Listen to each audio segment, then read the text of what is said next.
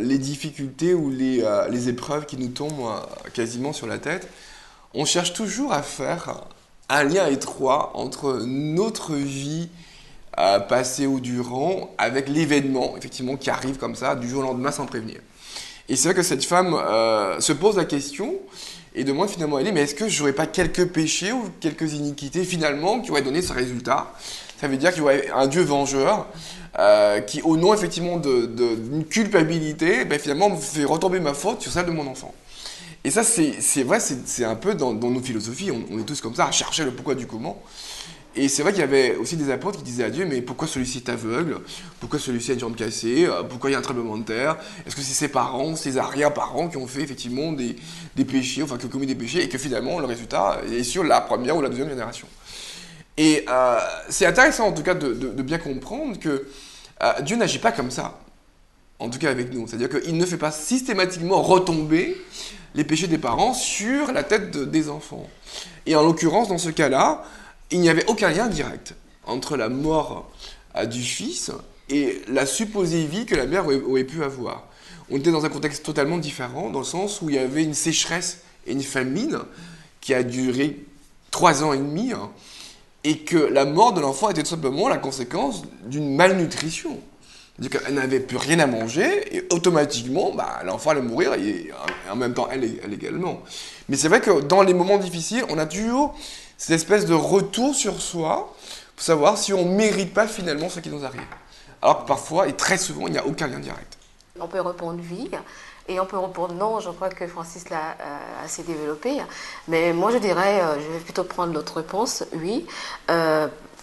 Évidemment, comme on l'a dit, pas directement, pas forcément. Mais nous payons souvent les conséquences de nos péchés. On l'a vu à travers l'histoire de David. Que après, évidemment, Dieu l'a pardonné, mais c'est les conséquences de ses péchés. Il a dû les assumer, il a dû en payer le prix.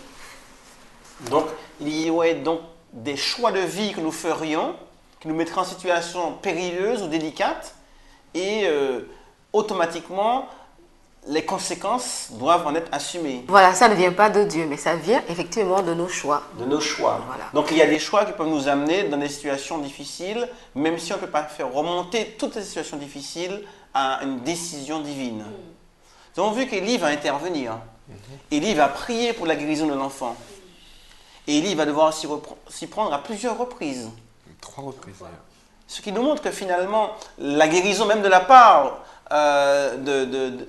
d'un prophète qui va prier n'est rien de systématique.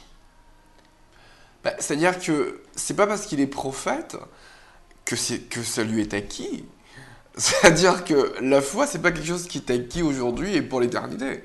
En fait, c'est un combat, c'est une disposition mentale, en fait, c'est un acte volontaire. C'est-à-dire, on n'a pas la foi comme ça parce qu'on a décidé d'avoir la foi, mais on a la foi parce qu'on a décidé de rentrer dans un processus et dans une dynamique qui nous permet effectivement de recevoir la foi.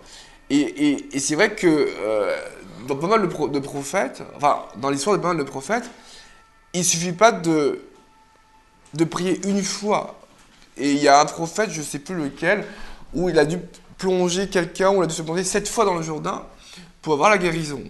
Donc ça veut dire que même dans l'obtention de la guérison, il y a aussi cette dynamique de foi de la part du serviteur de Dieu. Il faut pouvoir aller jusqu'au bout de soi. Et c'est vrai que ces récits nous montrent eh bien, que dans la réalité, on doit souvent aller dans la vie jusqu'au bout de nous-mêmes, jusqu'au bout de nos choix, pour vivre ce renouveau avec Dieu.